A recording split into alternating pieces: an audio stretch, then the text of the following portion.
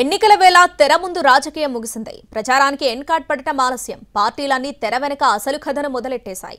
పంపకాల జాతరను start చేసేశాయి. లెక్క ఎక్కువైనా పర్లేదన్నట్టుగా డబ్బులు మందు పనిచేస్తున్నాయి. ఈ పంపకాల్లో తెలుగు రాష్ట్రాలు పోటీ పడుతూ ఉండటంతో రికార్డు స్థాయిలో నగదు మద్యం దొరికింది. ఇంతకీ దొరికిన డబ్బంతా ఎవరిది? ఎవరి కోసం తీసుకెళ్తున్నారు? ఇప్పటి వరకు ఒక లెక్క, ఇకపై మరో లెక్క అన్నట్లుగా తెలుగు రాష్ట్రాల్లో పొలిటికల్ సీన్ మారిపోయింది. ప్రచారం ముగియడం ఆలస్యం. పార్టీలన్నీ పోల్ మేనేజ్మెంట్ పై దృష్టి పెట్టాయి. ఎలాగైనా ఓటర్ దేవుడిని ప్రసన్నం చేసుకోవాలనే ఉద్దేశంతో లెక్క ఎక్కువైనా పర్లేదు అన్నట్లుగా పంపకాలు ప్రారంభించాయి. దీంతో చెకింగ్ల టైంలో గుట్టలు గుట్టలుగా నోట్ల కట్టలు బయటపడుతున్నాయి. ఎన్నికల ప్రక్రియ మొదలైనప్పటి నుంచి ఏపీలో ఇప్పటి వరకు 269 కోట్ల రూపాయలకు పైగా విలువ చేసే నగదు, మద్యం, బంగారం ఆభరణాలను సీజ్ చేశారు. డేగ కళ్లతో పహారా కాసిన, సరిహద్దుల్లో నిఘా పెట్టిన డబ్బు, మద్యం యథేచ్ఛగా పంపిణీ జరిగిపోయింది. 269 crores వరకు 269.28 crores we have seized till now. దాంట్లో 71 crore is cash. నిన్న మొన్న కొన్ని గరికపాడు చెక్ పోస్ట్లో 8 crores సీజ్ చేశారు. తర్వాత నిన్న కాకినాడలో నేషనల్ హైవేలో 7 crores సీజ్ చేయడం జరిగింది. So they are big cash catches we're doing it now.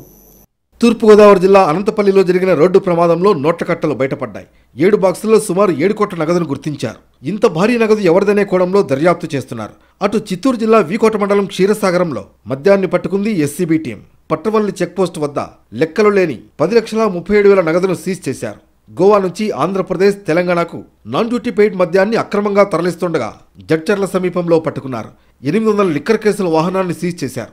దాని విలువ 2 కోట్లకు పైగా ఉంటుంది. ఇక తెలంగాణలోనూ లోక్సభ ఎన్నికల వేళ ప్రలోభాల పర్వం కొనసాగింది. ఎన్నికల కోడ్ అమల్లోకి వచ్చినప్పటి నుంచి 320 కోట్ల రూపాయలకు పైగా నగదు, మద్యం సీజ్ చేసినట్లు తెలిపారు సీఈఓ వికాస్ రాజ్. పోలింగ్కు ముందు నగదు ప్రవాహం మరింత పెరిగే అవకాశం ఉండడంతో నిఘాను మరింత కట్టుదిట్టం చేసింది ఎన్నికల సంఘం.